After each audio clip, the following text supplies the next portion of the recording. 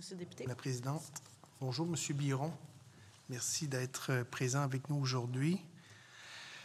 J'aurais deux questions. La première, considérant le cadre là, de votre recherche au niveau de la géographie, au niveau de la démographie, au niveau de vos objectifs de recherche, est-ce que vous avez noté des écarts, si oui, lesquels, là, avec la littérature existante? Avez-vous identifié des problématiques ou des enjeux particuliers sur le profil que vous avez mis à l'étude? Ça, ce serait ma première question. Ma deuxième serait pour la suite, là, parce qu'on parle souvent de la recherche qui ne suit pas le rythme du développement de l'industrie du numérique.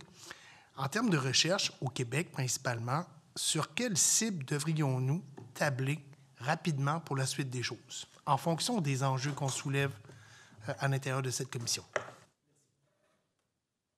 La première question, en fait, nos résultats vont en fonction, sont très cohérents avec la littérature internationale, en fait.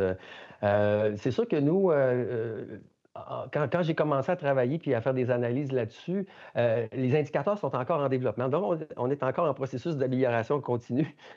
Voilà. Mais ceci dit, il n'y a pas vraiment de... Quand on regarde ce qui se fait aux États-Unis, même notre recherche sur, par exemple, pendant la pandémie, après la pandémie, c'est très cohérent avec ce à quoi on s'attendait, donc avec les déterminants.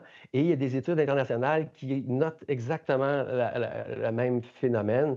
Donc, puis on le voit, là, quand on se fait questionner parfois sur les projets de loi, comment ça se passe à l'extérieur. On est tous ailleurs à réfléchir. Ailleurs, peut-être que la réflexion est un petit peu plus avancée, c'est-à-dire notamment en Australie, par exemple, où ils ont déjà mis une commission, un organisme indépendant, là, une agence indépendante pour regarder ça.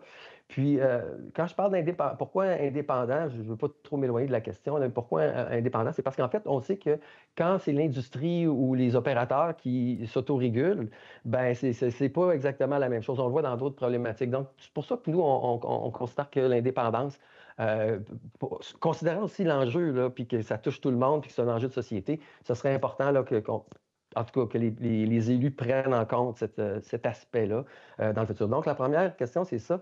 Qu'est-ce qui serait important de faire? Je pense que ce qui est important de faire, en fait, ça peut paraître un peu étrange, mais on est en train de le faire. C'est de s'asseoir tous ensemble. Là, je pense que c'est la priorité, vous dites pour la recherche, mais même pour la recherche, moi, ça m'a donné l'occasion de rencontrer d'autres personnes, puis ça permet d'entendre des préoccupations, parce que comment on fait pour, comme on est en retard, je pense qu'on va pouvoir agir plus vite si on a les moyens de le faire, si on a des indicateurs, si on a un endroit pour regrouper l'information.